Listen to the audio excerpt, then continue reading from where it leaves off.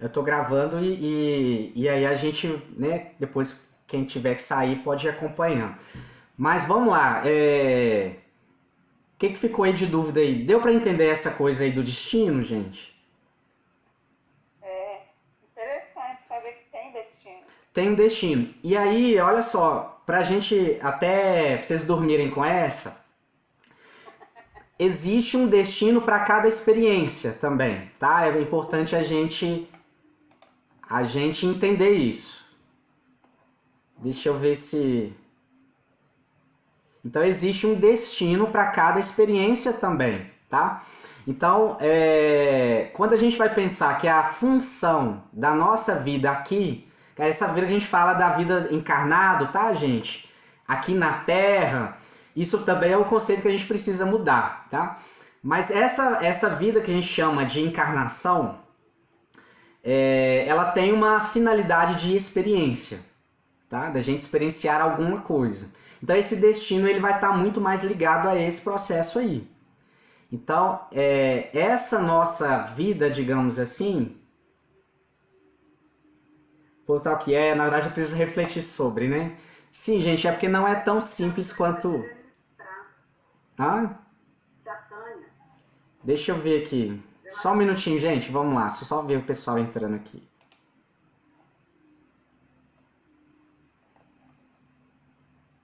O pessoal pegou aí o link. Ai, Bruno, deu uma saidinha aqui rápida, me conta aí o que você falou.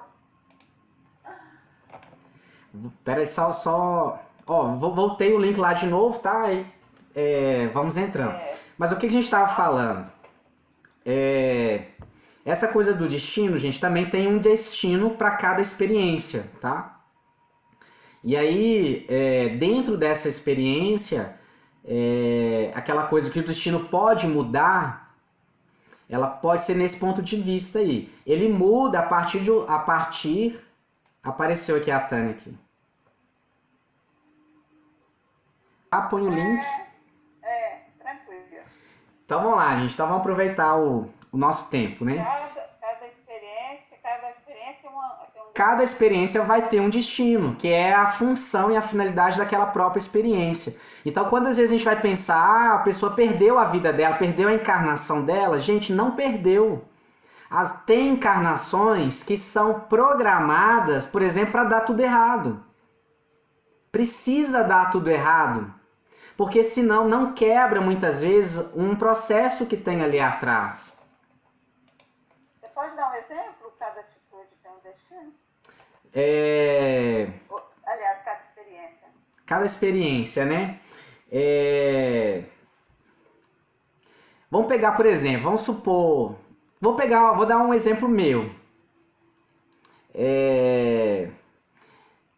Quando eu me aproximei da espiritualidade, dessa parte da espiritualidade, eu aproximei querendo um par de asas. Eu queria um par de asas de qualquer jeito. Porque tinha questões de vida, questões de tudo. Eu falei assim, não, gente, esse é o caminho. Encontrei, entendi, no plano espiritual, evolução. Eu falei assim, quero ser isso aqui. Top da galáxia. E aí eu comecei a fazer o que chama de reforma íntima. Só que o que a gente chama muitas vezes de reforma íntima é um massacre íntimo. Porque a reforma, quando ela é mal compreendida, ela parte de um pressuposto de que você tem que se tornar uma outra coisa que você não é. Então, eu comecei a catalogar várias coisas que para mim era colocado como pecado, como errado, como mundano, como vida da matéria, inferior. Então, assim, gente, até discos que eu tinha, que eu gostava, eu joguei tudo fora, queimei, porque falava que era coisa espiritualmente das trevas, né? A gente tem essas coisas todas. E ali, né, parei, por exemplo, mudei a alimentação, aquele trem todo. Virei, assim, impecável, seguindo a risca. Quero meu par de asas. E aí, acaba que chega uma hora que acontece? Por mais que eu estudava, por mais que colocava esse processo, começou a não fazer sentido nenhum porque eu não estava feliz. Simplesmente não estava feliz. Aquilo para mim deixou de ter sentido. Por quê? a gente vai tendo vontades, a gente vai tendo desejos, vai aproximando, por exemplo, pessoas na vida da gente que eram consideradas, não, essas pessoas vão atrasar a minha evolução, elas são da vida, elas são do mundo, né? Eu tenho que encontrar, né, coisas que vão só me elevar.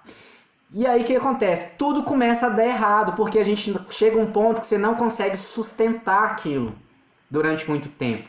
Então, no meu caso, então, por exemplo, eu precisava me decepcionar muito com a religião.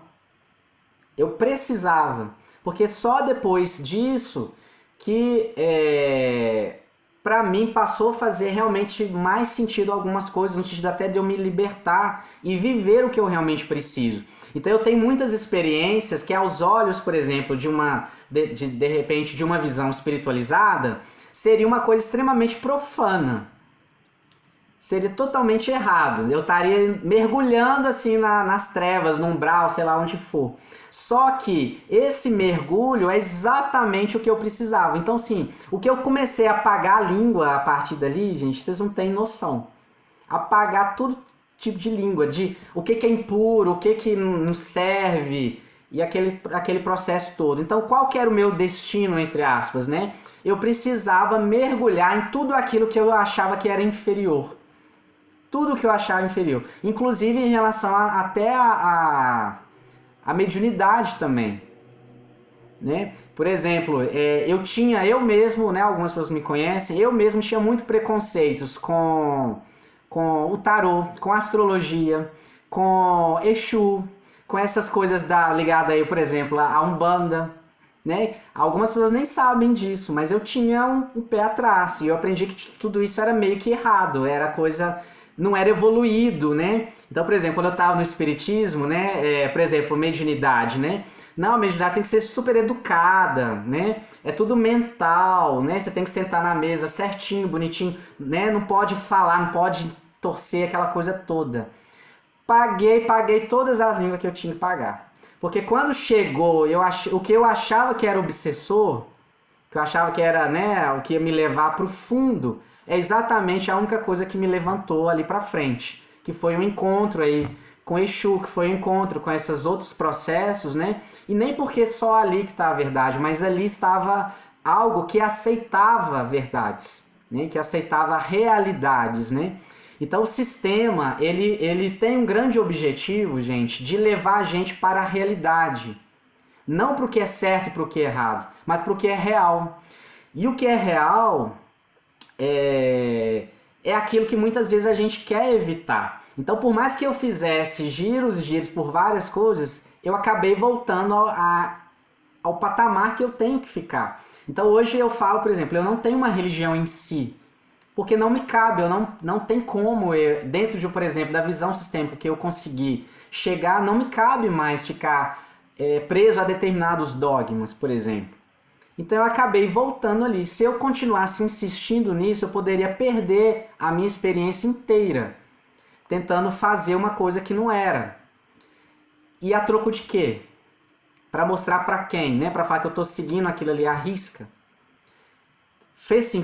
Deu para entender, gente? Faz sentido? Então, por exemplo, algumas pessoas, por exemplo, não são, a missão delas, por exemplo, não são para ter a família convencional. Por exemplo, tem gente que não nasceu para ser pai ou para ser mãe, por exemplo. E tá tudo certo. E aí, às vezes, por exemplo, a pessoa fica ali tentando fazer 1000 coisas, faz tratamento, vai tentar fazer inseminação, vai fazer um monte de coisa e nunca consegue. E ela acha que ela só vai ser realizada ou vai cumprir se ela for, o dia que ela for mãe, por exemplo. E às vezes é o quê? Ela não era para ser isso. Ela precisava aprender uma coisa que não seja na maternidade. Talvez ela repetiu demais aquela experiência. Então, cada um de nós vai ter um contexto.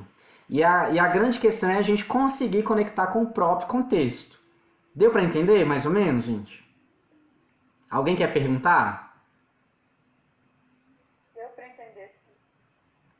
Dentro desse exemplo? Então, assim, o que o destino vai bater na porta? Então, às vezes, é o que a gente acha que é o demônio que está atazanando, né? a tentação que está chegando, fala assim, isso aqui veio para me tirar do meu equilíbrio, veio atrasar a minha evolução espiritual. Às vezes não, às vezes aquilo veio te salvar. Às vezes é aquilo ali que veio realmente fazer você viver aquilo que precisa viver, né? Então tem pessoas, por exemplo, que começam a jornada de vida extremamente, né, aquele rigor, naquela responsabilidade, carregando muito peso nas costas. E às vezes é desde cedo. Às vezes você fala assim, gente, por que tem gente, né, que você vê lá na televisão, tem gente que já nasce com a conta bancária assim, com 1000 dígitos. A pessoa nunca tem que preocupar com nada disso. E aí, às vezes, e a gente lá, assim, tendo que, vendendo o almoço para comprar a janta, dá raiva aquela pessoa que tá lá. E às vezes ela tá certa, a experiência dela tem que ser aquela lá, com muito dinheiro mesmo, com muito conforto mesmo. Porque às vezes ela já perdeu o que se refere a vivenciar experiências, às vezes ligadas até aos próprios desejos, só trabalhando. E aí a outra que às vezes estava só trabalhando, às vezes é aquela que estava teimosa, né? Não, eu honro o trabalho duro, né? Não é o trabalho duro que é importante, né? Então a pessoa, importante para ela não é nem trabalhar, é trabalhar muito. Então a vida às vezes quer trazer para ela uma vida mais leve, mais solta, mas não, ela quer defender o trabalho duro. Então ela não aceita, e ela vai às vezes até as forças, né? Acabarem. E aí às vezes a pessoa não entende, às vezes fala assim, gente, eu trabalhei tão duro na minha vida e agora o que eu tenho? Eu tô aqui com, sei lá, arrumo um processo de doença muitas vezes no corpo, no esqueleto, que ela tem que ficar paralisada. Fala assim, poxa, trabalho tudo, faço tudo e ainda agora tem que ficar aqui entravado numa cama? Que Deus é esse? Que vida é essa? É justamente para mostrar que às vezes aquele esforço, por mais que ele seja ou for importante para você, um dia não te serve mais. Não é mais sobre trabalhar duro, é sobre se dar o direito de usufruir um pouquinho da vida. Bruno, me tira uma dúvida, igual que você explicou em referência a essa pessoa insiste, você deu exemplo de ser mãe, não consegue tudo. Como que a gente tem uma facilidade de percepção de entender que às vezes a gente está insistindo naquilo, mas o universo transmite pra gente que é outra coisa, com mais facilidade? Porque eu sou uma pessoa que às vezes eu insisto numa coisa por ser guerreira, aí bem depois que eu consigo entender. Tem alguma facilidade de entender esse processo antes de sofrer muito, ou tem que passar por esse processo para entender isso? Olha, boa pergunta aqui. Gente, olha, a bússola da gente sempre vai ser, bem simples, por mais que a gente ache que não, mas é simples. Dor. A dor é o alerta, a dor e o prazer. Então, se eu tô numa coisa que tá me trazendo dor, então, por exemplo, eu tô insistindo na experiência da maternidade e não consigo. Traz dor? Traz muita dor. Entende? Então, na visão sistêmica, gente, nós temos, né, a gente tem que partir do conceito de que tudo que a gente precisa para estar no nosso melhor já está disponível pra gente. Ponto final. Tudo que a gente precisa para estar no nosso melhor já está disponível. Então, se eu estou insistindo no que não está disponível para mim, eu entro em processo de dor. Então, a dor não é necessariamente um alerta de que eu não estou fazendo o suficiente e nem que eu não estou fazendo certo. A dor está me dizendo que eu não estou vivendo, às vezes, o que eu preciso viver. Que se eu, né, por exemplo, a questão da maternidade, por exemplo, né? Às vezes, por exemplo, na terapia, vem mães e falam assim, a minha grande dor é que eu não consigo ser mãe. Aí qual que é a pergunta que a gente faz? Por que você quer ser mãe? Para que exatamente? Então, muitas vezes, onde está a dor daquela pessoa? Ela acha que só sendo mãe, ela vai ser importante. Então, quando você vai pegar lá no sistema, lá atrás, ela não está vivendo a vida dela de fato. Ela está vivendo uma compensação, por exemplo, de uma ideia que às vezes foi passada na própria família. Às vezes os valores daquela família era a própria maternidade. Era importante para a mãe dela, por exemplo, dizer, filha, um dia você vai ser igual eu, você vai ter filhos como eu. Ou naquela família é importante a maternidade. Então às vezes a gente sofre porque está tentando agradar outros e não a gente mesmo. A dor da gente, é muito interessante porque a gente precisa de muita coragem para entender o que está por trás dela. muitas vezes a gente está insistindo na nossa vida em coisas, por medo de admitir que aquelas coisas talvez nem sejam necessárias para nós. E aí a gente está tão bitolado naquilo que a gente acha que não tem nada além daquilo que sobra. E aí a gente não quer olhar para o outro lado, sabe? Então, às vezes nós temos conteúdos dentro da gente, por exemplo, que a gente acha que seria um absurdo ter uma vida, que seria, por exemplo, uma vida muito egoísta, se a gente não ter a maternidade, por exemplo. Eu viver só para mim, não ter filhos é egoísmo. Não estou falando que é esse caso não, mas vamos supor, só para a gente ilustrar. Só que às vezes pode ter um desejo muito grande de exatamente viver para si, não viver para filhos, por exemplo. Mas isso pode, dentro do contexto, ser colocado como uma coisa muito egoísta, não virtuosa e como errada. E aí o que vai acontecer? Você se esforça muito mais para agradar o sistema que está ao seu redor do que para seguir a sua tendência natural. Porque se você não está tendo condições de ter filho ali, por exemplo, o universo já está te dizendo alguma coisa. Então primeiro a gente teria que parar e pensar, poxa, será que não é para mim? Se não é para mim, o que é para mim? Só que a gente não quer olhar para o outro lado. A gente não quer largar o osso. A gente quer porque quer ser mãe e ponto final. Só vou ser feliz se eu for mãe. Então aí tem um problema muito grande. Deu para esclarecer um pouquinho? Deu sim. Deu sim, como? A dor da gente, é um sintoma, é um alerta, é uma campainha. Tá ruim, tá doendo, tem alguma coisa errada, porque era pra gente estar no prazer. Toda experiência, deixa eu ver, há esforço também para querer ir contra o sistema. Aqui, ó, alguém perguntou, há esforço para tentar ir contra o sistema? Total, gente, é um esforço total. A gente gasta uma vida inteira para ir contra o sistema. Muita energia. Só que aí o que acontece? Como que a gente resolve isso? Por exemplo, vamos pegar esse exemplo que a gente estava dando para fazer a linha de raciocínio. Eu estou num sistema onde a virtude é ser mãe. Sabe aquelas famílias que chega lá, por exemplo, os netos, né, os filhos, para apresentar a namorada, elas olham para as ancas, né? Será que ela tem anca, né, para poder ter filho, né? Se tem anca, aí que é namorada boa, senão não serve. Às vezes chega lá magrinha, né, fala assim, essa aí magrinha não vai dar nada, né? Não vai conseguir nada porque tá magrinho ali. Então, se você tá num lugar que é sagrado, a gente tende a querer, muitas vezes, a cumprir o sistema. Então, eu falo assim, a gente vai gastar força para ir contra aquele sistema, a gente vai... como que vai acontecer? Então, eu venho e eu tenho um problema, entre aspas, que eu não posso ter filho, tá? Então, eu tô lá e vou, para agradar o sistema, eu vou querer ser mãe.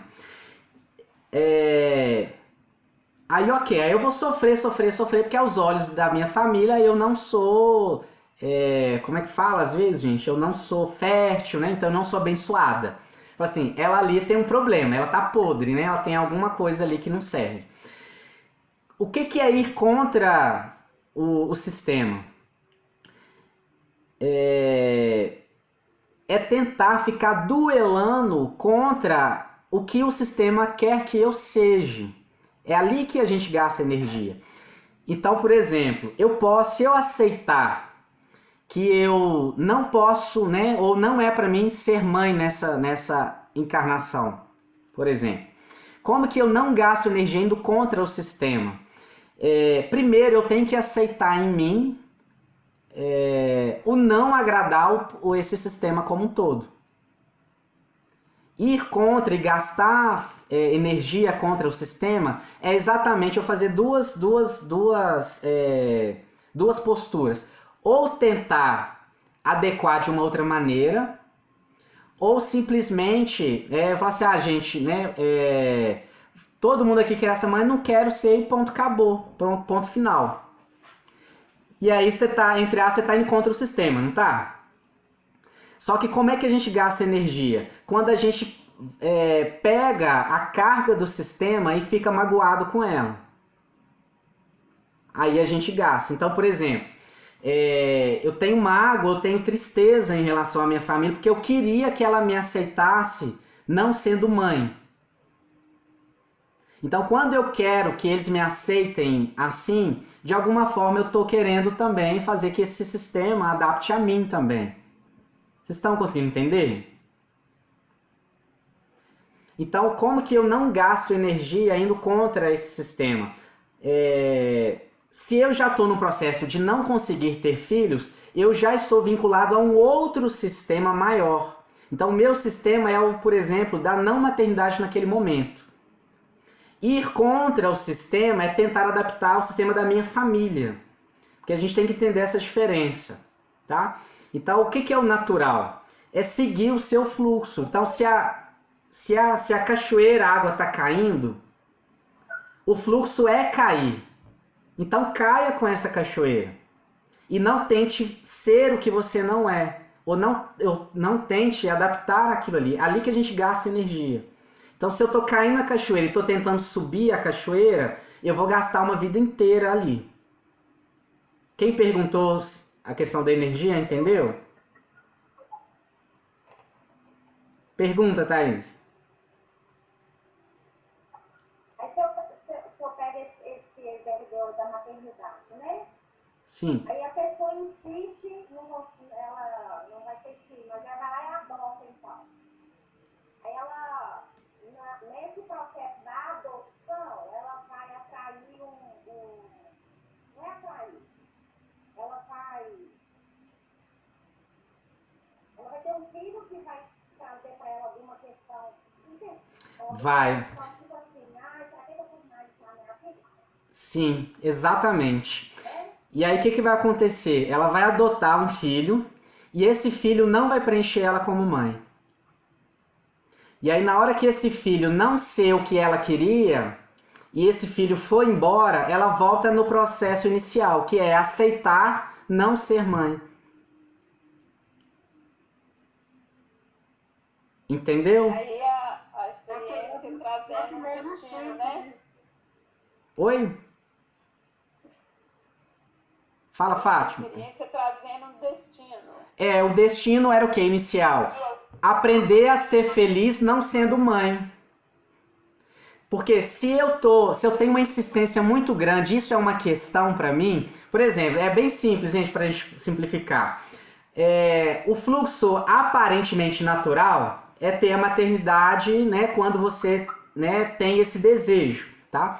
Porque quando a gente vai definir o que é natural, gente, não tem mulheres, por exemplo, desde pequeno, não quer ter filho de jeito nenhum. É o natural dela, tá certo, tá tudo certo ali. Agora, para quem deseja, dentro do fluxo natural, é esperado que essa pessoa case e queira ter filhos, ok? Então, se ela casa e quer ter filhos e não consegue ter filhos, o que é o natural que está acontecendo? A vida não está me dando oportunidades. Então, o que será que a vida quer me dar? O que está disponível para mim? Se a gente fosse seguir o fluxo, a gente o quê? Tá bom, não deu para ser filho, então o que tem para mim de felicidade nessa vida me esperando? Tá lá te esperando. Mas aí, se aquilo para mim é uma questão, eu vim para trabalhar exatamente o quê? Por que para mim eu não posso ser feliz se eu não tiver filho? E aí então eu vou tentar insistir enquanto eu não aceitar que existe uma outra forma. Então eu vou tentar driblar de todas as maneiras um processo, só que no fundo para poder tampar o quê? Entende? Então assim, a gente tem a gente fixa muitas vezes em muitas coisas, né? Porque quando a gente pensar assim, né? No sistema, qual que é a função de um filho? Né? Então, assim, no sistema a gente tem tudo, na família. O pai tem uma função, a mãe tem uma função, o filho tem uma função. Um filho, gente, só deveria, né, vir quando existe excesso de amor entre um casal. Tipo assim, o casal já tem tanta coisa, tá tão bom, mas tão bom, mas tão bom consigo mesmo, com o outro, que tipo assim, eu acho que tem espaço para mais. Vamos, então tem um combinado, então dali parte. Agora, não, eu vou ter um filho porque eu não quero ficar sozinho. Ah, eu vou ter um filho porque eu quero ser uma pessoa boa. Ah, eu vou ter um filho porque minha família quer.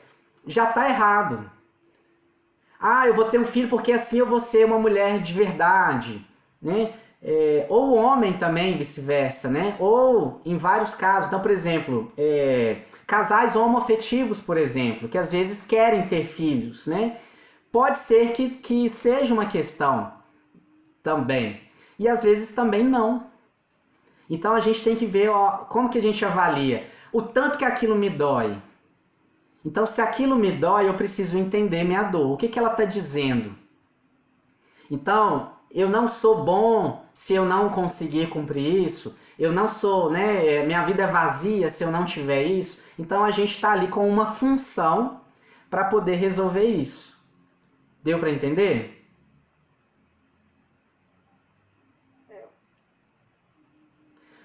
Gente, ó... E agora ficou bom poder entender certas coisas que parece que não tem muito significado pra gente, né? Sim. Parece que falta sentido mesmo. E a gente fica batendo naquela tecla, coisa boa. Isso é libertador, gente. Isso é libertador. Porque é o que você falou. Sentido. Tem que ter sentido pra gente. Uma vida de você tentar bater direto em uma tecla e aquilo não vir, você ficar batendo numa porta, e aí você pega lá, por exemplo, aí você pega uma frase que aparentemente é sagrada, né? Por exemplo, aí Jesus falou, bater e abre-se-vos-á. Então, se Jesus falou que você, né, bater na porta e ela vai abrir, e você tá tentando, aí vem alguém e fala assim, é porque você não tá fazendo o suficiente, é porque você não tá orando, você não tá meditando. Gente, é crueldade isso. Aí a pessoa vai passar uma vida inteira achando que ela é uma fracassada. Ou que ela não serve. Ela tá batendo na porta errada, gente. Tem outras portas, tem muitas portas. Por que tem que ser aquela porta? Então, tá doendo, porque se você bate na porta e ela não abre, vai doer, porque vai dar calo. E aí você passa, não, tá lá porque é espiritual, né? A vida é essa, o sagrado é esse, a lei da vida é essa. Quem disse? A vida é muito ampla, são muitas experiências. E às vezes a gente vem numa vida aparentemente fracassada, sabe para quê? No fim das contas? Chegar no final dela e falar assim, gente, não me valeu de nada ouvir tanta coisa na minha cabeça. Porque o que eu nunca fiz na minha vida foi seguir o que eu queria. Nem que seja para isso serviu. Nem que seja para isso serviu. A vida, então a finalidade daquela existência foi para esgotar o quê? Não estou aqui para agradar todo mundo. Cada um de nós vai ter uma questão particular, né? A terapia ajuda os processos, a gente vai trabalhar muita coisa aqui que tem como identificar muitas vezes o que tem a ver com a gente, tá? Mas nesse primeiro momento, né, hoje, a mensagem que eu queria deixar principal é essa. Nem tudo é para todo mundo. O que é pra gente é pra gente. Então, se nem tudo é para todo mundo, não é a gente que vai saber o que é bom também, nem pro outro, não. E muito menos o outro vai saber o que é pra gente. E nem o espírito tal também não, gente. Nem porque Paulo, né? Paulo de Tarso, né? Eu sou muito fã, tá, gente? Mas assim, porque Paulo falou que ele tem que andar pra frente até com os joelhos desconjuntados. Paulo fez isso, gente. Não é você que tem que andar com os joelhos conjuntados. Se eu for... Gente, eu não aguento um pouquinho de dor. Se eu for ter que andar com meus joelhos conjuntados, já era pra mim, acabou pra mim. E aí eu vou querer, porque Paulo, né, fez isso. Não, eu tenho que ser, porque isso é um ser espiritualizado. Renúncia, eu tenho que ter renúncia na minha vida. Pra quê, gente? A gente tá tendo renúncias vazias, a gente sofre por nada, só para poder mostrar ou provar, às vezes, algo para alguém, para alguma coisa. A troco de quê?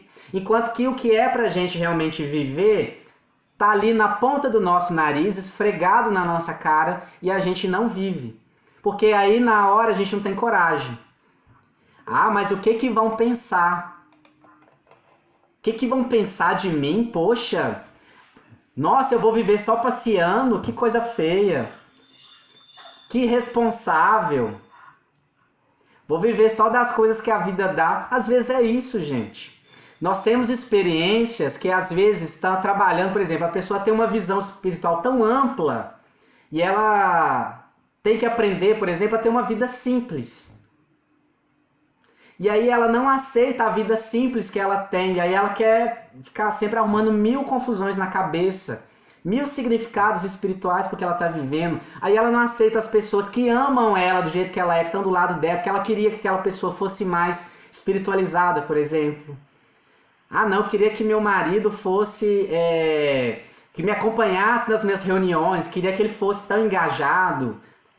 Pra quê se você precisa exatamente de um marido que te tira um pouco daquelas reuniões que você está bitolado? Entende que às vezes você que está bitolado. Tá dando pra entender, gente? Tá. Ô, Bruno, Oi. isso é um caso, né? Do Chico Xavier. A senhora perguntou para ele: mas Chico, meu marido não me acompanha, meu marido não quer ir pra. Não quer ser espírita, tarará, tarará, tarará. Ele falou assim: ele é um bom marido? Eu falei assim: é. Então, pra que mais? Pois é, exatamente. Exatamente. Então, olha pra você ver, a gente está incomodado com o outro. Com o outro. Então, a gente pega uma dor que nem é nossa, que é a dor do outro. Né? Então, assim, são 1001 coisas que a gente fica o quê? Ciscando muitas vezes em várias coisas e não vai ao ponto que a gente precisa. E para ir para o ponto que a gente precisa de muito mais coragem. Porque o que a gente precisa e que a vida disponibiliza, gente, está aberto sim. Quando a gente fala de desbloqueia, vamos fazer terapia, vamos desbloquear os processos, é a gente que está bloqueando. Não é o obsessor, não é a treva, não é o demônio, não... Eles, né, tudo que influencia, a gente parte de uma base. Essa base é nossa. Então, se eu tô ali, eu gosto daquilo de alguma forma, eu tô me comprazendo naquilo de alguma maneira. Então, se eu não tô tendo a condição de ter uma situação muito mais prazerosa, né, mais abrangente, aí a gente vai acomodando. A gente vai acomodando com as coisas. Ah, não, é aqui mesmo. Aí a gente fala assim: ah, não, meu karma é aceitar isso aqui. Essa vida bem mais ou menos, essa vida ruim, é meu karma. E aí a gente joga na cabeça da gente para ficar mais fácil, fala: não, olha como que eu tô crescendo espiritualmente, olha como que eu tô paciente. Eu tô aprendendo a perdoar, eu tô aprendendo a aceitar o outro do jeito que é. Tá nada, você tá sendo covarde. Você tá sendo muitas vezes covarde e não tá conseguindo sair desse lugar, né, do que tá cômodo. Então, enfrentar lá fora é mais desafiador, porque aí vai desagradar o sistema, né, de onde a gente veio. E às vezes o nosso próprio sistema de vaidade. Né? Existem, são 3, do mesmo jeito que a gente tem as 3 leis sistêmicas, gente, nós temos os 3 pontos principais que estão atrás de todos os sofrimentos que a gente tem: egoísmo, orgulho e vaidade. É a tríade. Depois a gente vai fazer a relação dele com as leis sistêmicas. Mas tudo por trás está ligado a isso aí. Então, a gente não aceita muitas vezes as coisas por causa disso. E aí é mais difícil olhar para esse lado. Então, o quanto, por exemplo, voltando lá ao caso, o quanto ser mãe mexe com a minha vaidade, com o meu orgulho. O quanto isso vai significar para que meu pai, então, me olhe com bons olhos, né? E parece, eu cumpri uma missão, né? Parece que os filhos têm um filho para entregar para os pais, né? Fala assim: olha, pai, aqui seu neto, olha que orgulho. Então você está vivendo para o seu pai, para a sua mãe. Você não está vivendo para você. Né? Você queria ter um monte de coisa. Deixa o vô e a avó tomar conta do Deixa tomar conta lá. E aí tem um outro lado dentro da gente que tá doido às vezes para viver no mundo e passear, mas aí aquele menino lá não deixa. Porque a penca tá lá e segura. Você quer sair, tá tudo lá, você tem que ficar ali. Mas quem que arrumou? E aí, quando os filhos crescem e seguem a vida, ainda chama eles de ingrato. Vocês ingratos, vocês não me visitam, vocês não vêm me ver, vocês me deixaram aqui sozinho. Dediquei toda a minha vida a vocês. Aí a gente está vomitando a própria frustração de não ter vivido a própria vida para poder viver. Aí como não deu certo, a culpa tem que ser de alguém. Aí a culpa então é dos filhos que são ingratos também. Mas o ponto central é, por que você não assumiu a sua vida só, entre aspas? Muitos de nós veio aqui para aprender a conviver com a própria companhia, por exemplo. Tem gente que não sabe ficar na própria companhia. Né? A gente acha que a felicidade está só com o outro. Essa é uma questão. Então, o destino, ele vai indo o quê? Nossa, então nenhum relacionamento para mim às vezes dá certo. Pode ter várias questões ali atrás. O primeiro relacionamento não está dando certo é o seu com você mesmo. Antes de dar certo com alguém, tem que dar certo com a gente. Só tem espaço para um outro na nossa vida de forma mais sadia, digamos assim, mais proveitosa, quando a gente já está muito bem com a gente também. Naqueles pontos que a gente não está bem, às vezes os encontros aí dos problemas, um tampando o buraco do outro. E é onde vem os atritos, e é onde vem o que a gente chama das uniões kármicas, né? Entre aspas, né? Então um fica às vezes servindo ali de espelho para o outro. Mas no fundo, às vezes o quê? Por que tem, por exemplo, tem casais que melhoram depois que separam. Separou e virou amigo, a relação fica maravilhosa. Quase acaba casando de novo, só que não, né? Assim, não vamos juntar de novo, não, porque é melhor assim. Mas por que melhora? Às vezes não era para ser tão próximo. É dali para lá. Aquela é a melhor parte, né? A outra parte respeita às vezes a gente. Gente, alguém quer falar mais alguma coisa pra gente finalizar? O tempo vai indo, né?